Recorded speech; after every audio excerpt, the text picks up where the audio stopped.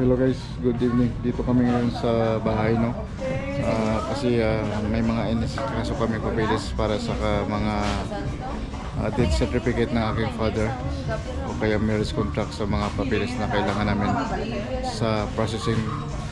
So, ayun, nakita ko talaga yung father ko kung paano siya naging organized nung time na yun na nagtatrabaho pa siya sa UK, no? Sa UK, sa Colombian Motors dito sa Iloilo.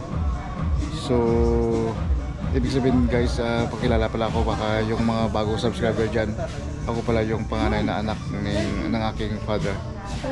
So, 5 kami mga kapatid. So, nangyayari,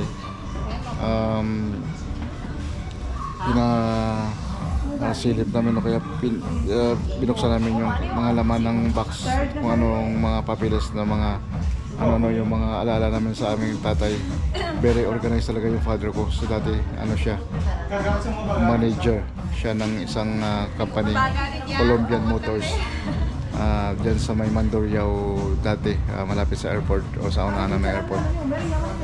At saka hanggang naging salesman na lang siya, kasi nagsara yung Colombian dati ng time ni Marcos. Pagkatapos nagkaroon siya ng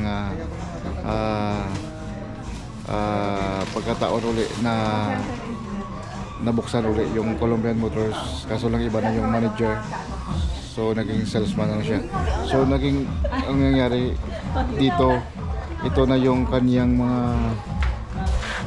kanyang mga papeles.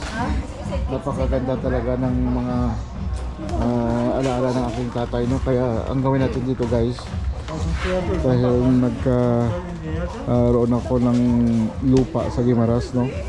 So yung gawin ko dito sa mga papilis ng aking father at saka yung mom ko, ibig sabihin mama ko.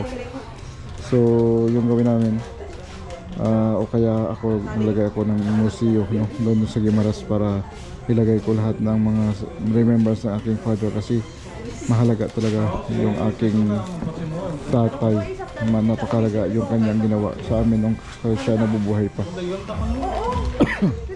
So alaala namin dito, lahat ito ikikip ko, mga gamit ng mama ko, gamit ng papa ko, o kaya kung ano ng mga panila dati. Kaya yun guys, yun ang gawin ko.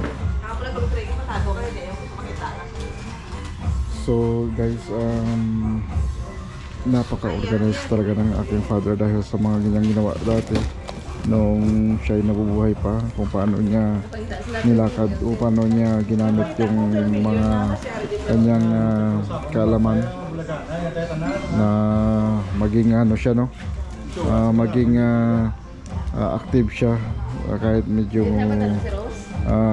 siyempre sa sitwasyon ng huli na napakarami na kami, ilan na kaming anak nyo, mga 5 anak na kami, 5 magkapatid na kami yung kanyang sinusuportahan. Kaya kailangan niya talagang sumikap na na high school pa yata ako dito ng time na yun, yung naalala ko, or elementary, no? Ng time na yun na yung father ko na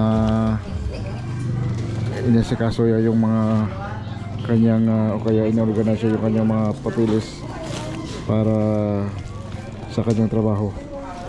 Ito yung mga bag niya dati, oh. Saka yung bag to mga 1986 pa to eh. Ito nakita ko dito 1986 pa. So elementary pala ako to. Grabe, nakapakaluma na. Pero ito dati alala ng father ko, palagi itong sinasama sa kanyang kung saan sa pumupunta, no? Maghanap ng mga customer, palagi itong dala. Alala ko to pag pumunta sa ng kung saan o kaya umuwi ng bahay, ito talaga yung palaging dala niya na bag, palagi niya ginaganyan niya. Tapos yan ng father ko, naka polo, naka slack. Talagang professional talaga yung aking father, dahil ang father ko ay nakatapos ng commerce, no? At saka parang hindi ko lang alam, basta sa mga previous vlog ko guys, nakita niyo yan yung father ko, may mga part na na-interview ko siya. So yun na lang guys, at saka dito ako sa bahay ngayon. So marami pa kaming